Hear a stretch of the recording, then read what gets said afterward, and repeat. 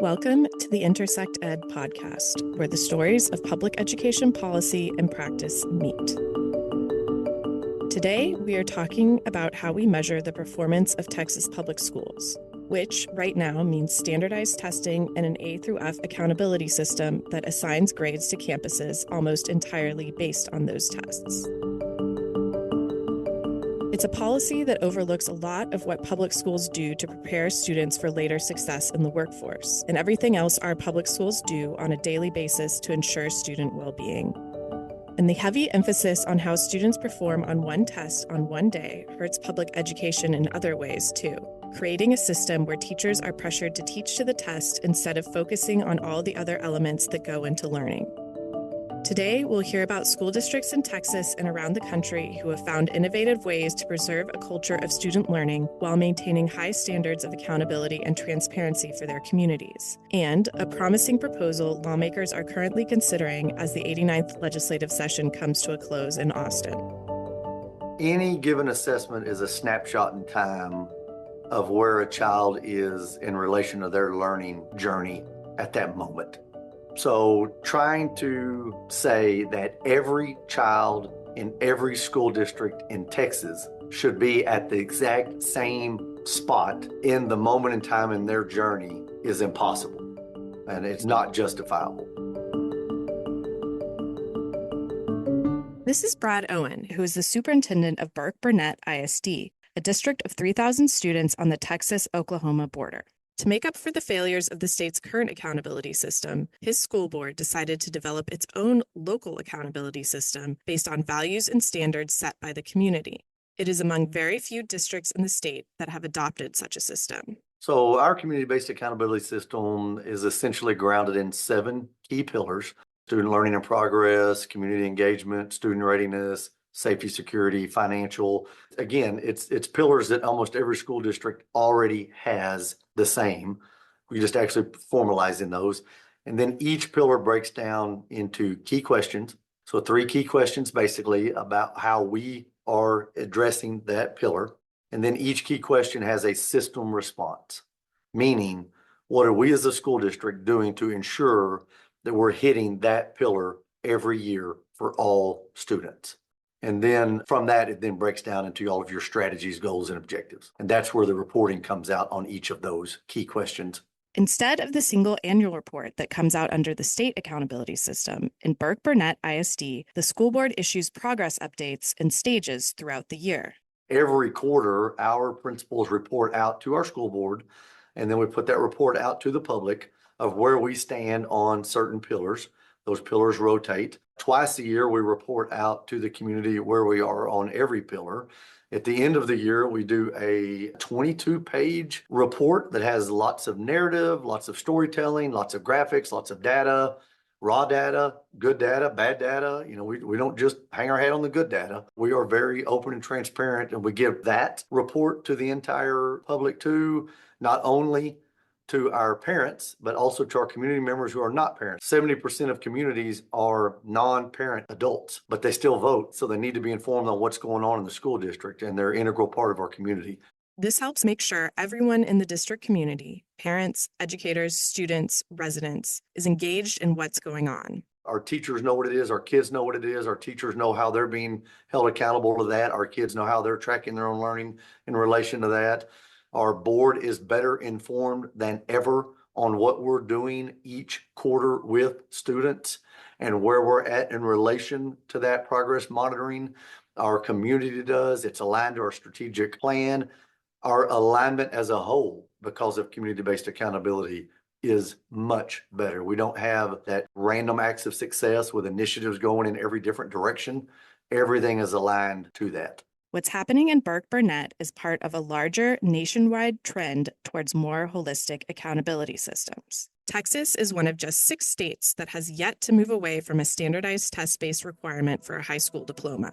A lot of states have said either we're going to try to monkey around with those kind of tests and ask the federal government for permission to make it different, or what really happens is localities are given freedom to create assessments and systems that operate below at the level of the classroom, at the level of the school, that are much better.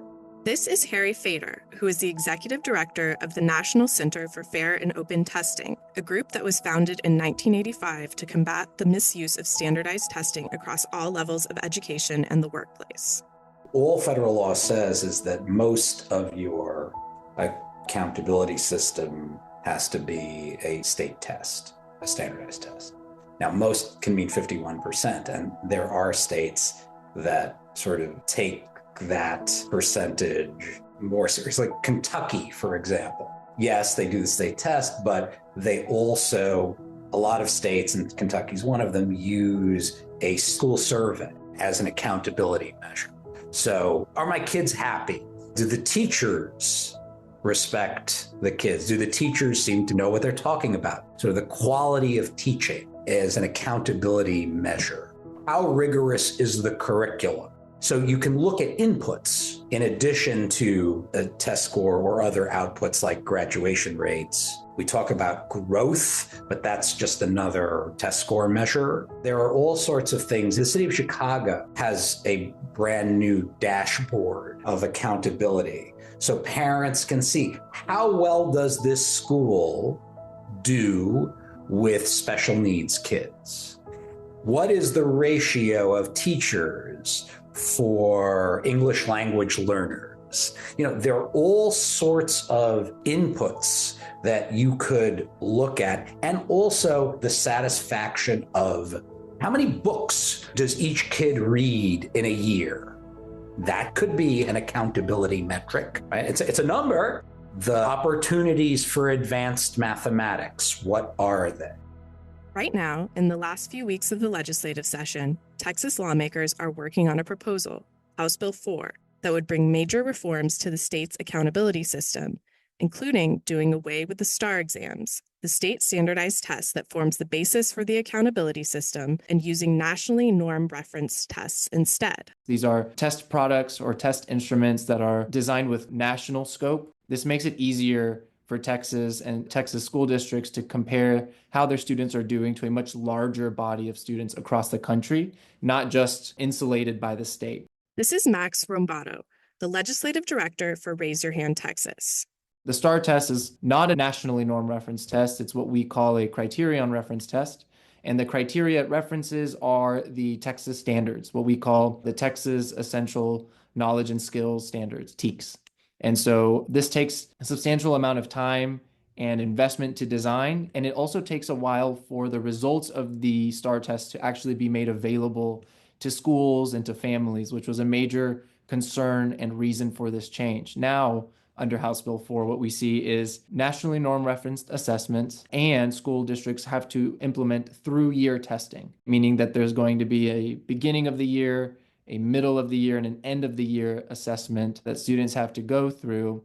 And the reason that matters is because an important aspect of learning is growth. And the current way we test students and use those results for our accountability system doesn't tell us how much the student has grown from the start of the school year till the end of the school year when they take the STAR test. And that's a massive data point that we're missing in the system.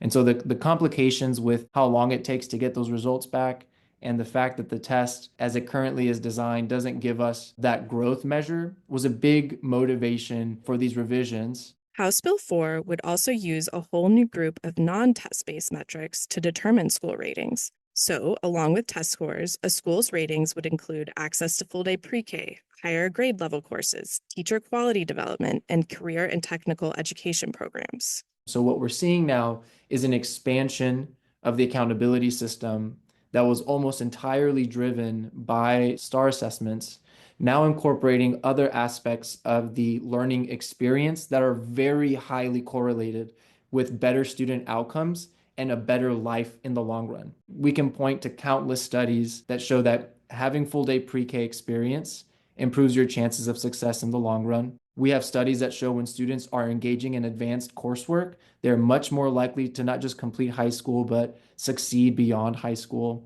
When they have earlier access to career and technical education, they are more likely to complete and meet their college and career and military readiness goals. And when they have access to high quality teachers, we know that high quality teachers are the most important in-school factor to student success. There's another significant piece of HB4, and it has to do with the private school voucher legislation, Senate Bill 2, that Governor Greg Abbott recently signed into law.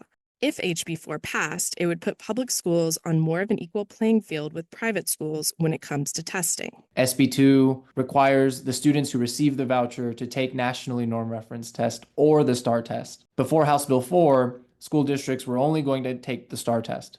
Now House Bill 4, by allowing school districts to also use nationally norm referenced assessments in their accountability system, will create important parity between public schools and private schools. There was a larger conversation about competition between private and public schools and the importance of creating competition for the sake of improving quality. Well, it's important for the playing field to be even if you're going to have competition, and testing parity was a really important step forward in creating that level playing field too.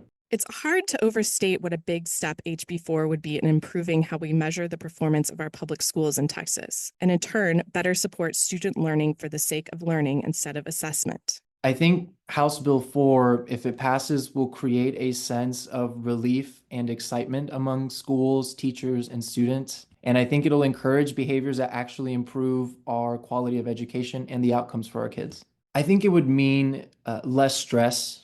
I think it would mean less pressure.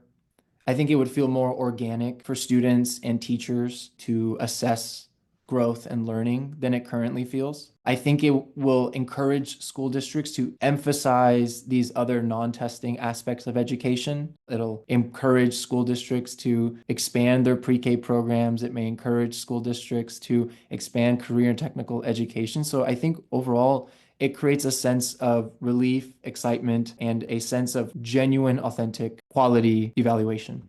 But, as with all legislation at this point of the session, HB4's fate is uncertain. And while HB4 has received overwhelming support from House lawmakers, it's unclear whether members of the Senate share their colleagues' enthusiasm for the bill. Based on what the Senate filed around accountability and assessment and what the House is putting forward through House Bill 4, there does seem to be a mismatch in tone or perspective about what needs to happen moving forward. The hope at the moment is that the amount of support the House Bill 4 has garnered, the amount of appreciation that has been shown regarding these changes, will encourage the Senate to consider moving in a direction that's more aligned with House Bill 4, moving in a direction that's about improving and strengthening the accountability system so that we're not just more accurately assessing our schools and our students, but we're also minimizing the potential cases in which litigation might be pursued. That means, when it comes to assessment and accountability, the most effective action anyone can take right now, according to Max, is to contact their state senators and encourage them to support HB4. For folks who may not know who their senator is, Raise Your Hand Texas has you covered. We have a page on our website called the Who Represents Me page. If you go and visit our website and click on the Who Represents Me page, you can put in your information and we'll provide you exactly who it is that represents you both on the House and the Senate side.